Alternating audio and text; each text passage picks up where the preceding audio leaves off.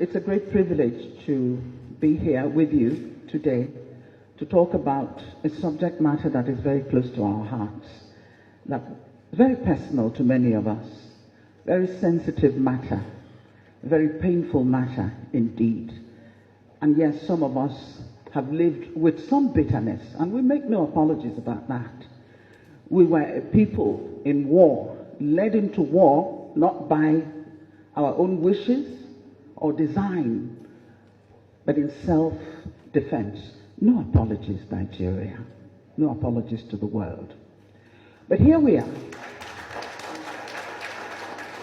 I'm sorry, I'm going to stand up, if you don't mind. My name is Onyeka Onwenu, and it's not the Onyeka Onwenu that you think you know, that you read about in the papers, but the Onyeka Onwenu that was born and raised in Port Harcourt. That's correct. And the person who made that statement knows. When he says DK Onwenu, he's telling you where this person came from. My father was the first Arrondissement man in the Federal House, and he was representing a Port Harcourt constituency. He was the principal of Enitonia High School. He was a brilliant man, but he died too early. Thank you.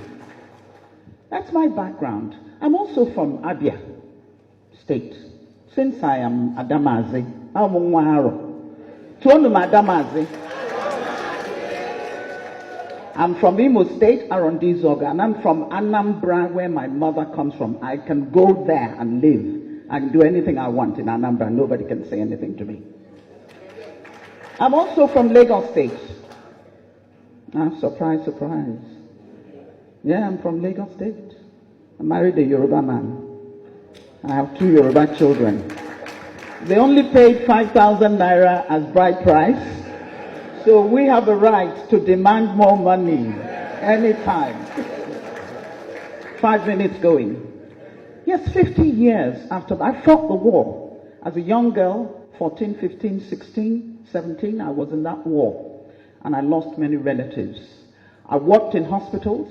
I carried babies who died in my arms. I treated old people who took days to die. People were dying out of hunger. Even our soldiers were dying out of hunger at a particular point. But thank God, we survived. You see, when my father died at 40, he was a politician and also a principal, but he didn't have much money. In those days, you had to keep your day job, even if you were a member of the House of Representatives. Yes, my mother, an Anambra woman, was a trader. Put your hands together for Anambra women. She was richer than my dad, so my dad would borrow money from her to buy the land, and he never paid back. You know how it is. And my mother dares not raise the subject again. At the end of the war, I could not go back to Port Harcourt. My home was abandoned property. Those of you who come from Port Harcourt know the story. A home that a widow, my father had just laid the foundation when he died in a motor car accident, on duty. A building that a widow, and living just adjacent to us, the Ikopus on Hospital Road, we could see you, we could relate. In fact, I thought we were related, because every family in Port Harcourt was together. You didn't care where they came from or who they were. Once you're from Port Harcourt, every parent had the right to reprimand another child that you saw misbehaving. It was a beautiful town, but we couldn't get back to it. So for me, the Civil War never ended. At the end of that war, my father, oh no, it never ended. It's still going on. I had no family house. My poor mother went back to claim the property she was beating into a coma by people whom she had helped all her life and sent to school, because she's an Igbo woman and now Port Harcourt belonged to another group of people. They forgot the sacrifices that the Igbos made. It's still going on. No apology has ever been made about that. The road that is now referred to as Harold Wilson Drive used to be DK Onwenu Road, because of the sacrifice that people like the Onwenus, the Ikopus, you know them, the sacrifices they made in building up Port Harcourt. Here I am. So I traveled outside, thanks to my sister who was at Harvard at the time, who organized for the rest of us to come and go to school. But we all came back to do what? To develop Nigeria. I have tried, with the little talent that God has given me, to use it for the betterment of my society and my country. But can I tell you something? That if I were a Yoruba or Hausa woman, I would probably have had more patronage, I would have had more help and more support than I have got by my self-help effort to raise this country up. But I'm not asking anybody for anything. I put myself through school. My widowed mother did her best, but I was working 2 jobs in America to put myself through school. I didn't want to take Nigerian scholarship because they were giving it to everybody, those who deserved it and those who didn't. And many of them were not even in school. I put myself through school. Wellesley College and the New School for Social Research. I have no apologies to make to anybody. I am angry. I am angry at Nigeria. I am angry at this government which seems to be letting us down. I am angry at us as a people. I am angry at my people in Ndibo. Because if they have refused you, why are you refusing yourself? Stop complaining and do it for yourself. We've always been able to do that.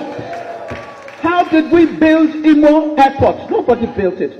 We spent how many years raising money? I know it was my equipment that was traveling all over the country for concerts. I gave free concerts to build Imo Airport. That's who we have been. And I remember in those days, Epurana, Imo State Union, Purana, Zetiobi, Dike Onwenu, Oputa, Ikoku, you name them, Abakorana, that's it.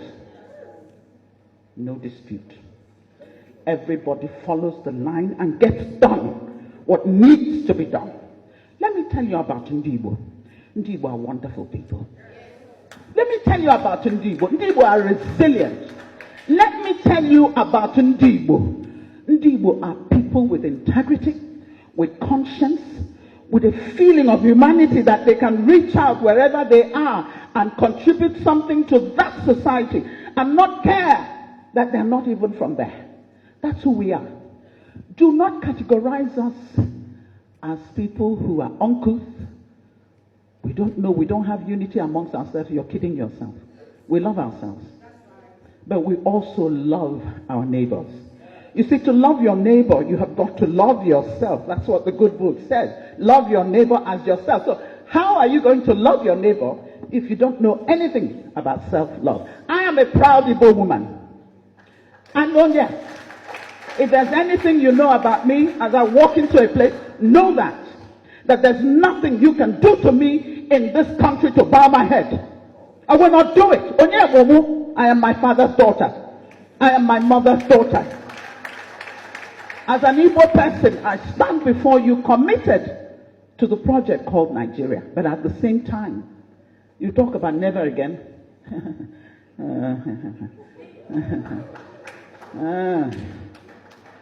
With what is happening now, never again? I don't know. But I will soon take my seat. Let me say to the rest of Nigeria, you insult us, and sometimes we do the insulting as well, and that's terrible. We've come to a stage where we have to be insulting each other so badly. But go ahead. We will not succumb. We will not bow. We are children of God. We are here for a purpose. God has put us on this good earth for that purpose. You cannot drive us to the sea. You cannot tell us to shut up and take the pain that you are inflicting on us, abuse us on top of it. Listen, if you don't want us, then let us go. Thank you. Thank you.